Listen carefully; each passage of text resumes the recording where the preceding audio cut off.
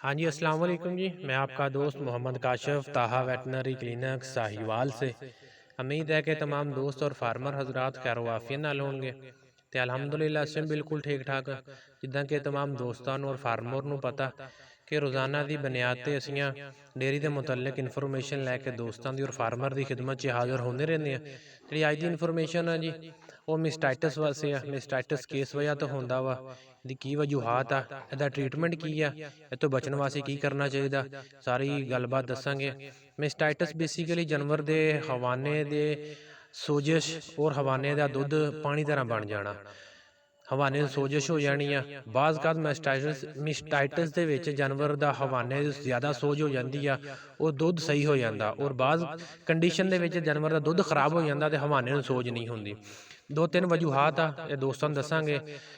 मिसटाइटस होने की वजूहात एक यह भी आ कि बड़े डेयरी फार्मर जिन्ने भी आ उन्हां दी टॉक्सिसिटी लैवल जो ज़्यादा होंदा तो जानवर नूं मिसटाइटस होंदा वा।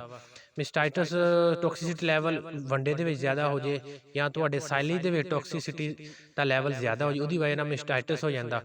वो बाज़ात बैक्टीरिया की वजह नाल भी मिसटाइटस होंदा वा। बैक्टीरिया ਦੀ ਵਜ੍ਹਾ ਨਾਲ ਮਿਸਟਾਈਟਸ ਹੁੰਦਾ ਵਾ। ਬਾਜ਼ ਕਾਤ ਫਾਰਮਰ ਆਪਣੇ ਜਾਨਵਰ ਦੇ ਜਿਹੜੇ ਚਵਾਈ ਤੋਂ ਬਾਅਦ ਟੀ ਡਿਪ ਨਹੀਂ ਕਰਦੇ। ਟੀ ਡਿਪ ਨਾ ਕਰਨ ਦੀ ਵਜ੍ਹਾ ਨਾਲ ਜਾਨਵਰ ਚਵਾਈ ਤੋਂ ਬਾਅਦ ਦਸਤੀ ਜਾ ਕੇ ਬਹਿੰਦਾ ਵਾ ਤੇ ਥੱਲੋਂ ਜਰਾਸੀਮ ਜਾਨਵਰ ਦੇ ਥਣ ਦੇ ਮੁੰਤਕਿਲ ਹੋ ਕੇ ਚੱਡੇ ਤੇ ਜਾਂਦੇ, ਉਹਦੇ ਵਜ੍ਹਾ ਨਾਲ ਜਾਨਵਰ ਨੂੰ ਸਾੜੂ ਪੈ ਜਾਂਦਾ ਵਾ।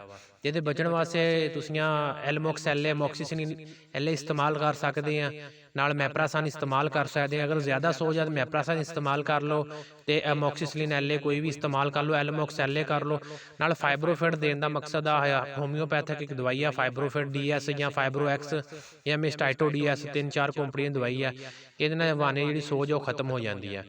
ਤੇ ਕੋਸ਼ਿਸ਼ ਕਰੋ ਕਿ ਆਪਣੇ ਜਾਨਵਰ ਨੂੰ ਮਿਰਚ ਮਸਾਲਾ ਦਿੰਦੇ ਰਹੋ ਜਾਂ ਟੌਕਸਿਨ ਬਾਈਂਡਰ ਇਸਤੇਮਾਲ ਕਰਦੇ ਰਹੋ ਕਿ ਜਾਨਵਰ ਨੂੰ ਟੌਕਸਿਸਿਟੀ ਦੀ ਵਜ੍ਹਾ ਨਾਲ ਮਿਸਟਾਈਟਸ ਨਾ ਹੋਵੇ। ਔਰ ਆਪਣੇ ਬਾਕਾਇਦਾ ਆਪਣੇ ਜਾਨਵਰਾਂ ਨੂੰ ਤੁਸੀਂ ਜਿਹੜਾ ਵਾ ਟੀ ਡਿਪ ਫਾਰਮ ਵਾਲੇ ਲਾਜ਼ਮੀ ਕਰਨ। ਅਗਰ ਘਰ ਦੇ ਵਿੱਚ ਆ ਟੀ ਡਿਪ ਨਹੀਂ ਕਰ ਸਕਦੇ, ਕੋਸ਼ਿਸ਼ ਕਰੋ ਜਾਨਵਰ ਨੂੰ ਚੋਣ ਤੋਂ ਬਾਅਦ ਦਸਤੀ ਪੱਠੇ ਪਾ ਦਿਓ, ਜਾਨਵਰ ਖੜਾ ਰਵੇ। खड़े होने की वजह है कि जानवर को 2 घंटा डेढ़ रेस्ट मिलेगी, जानवर खड़ा रहेगा।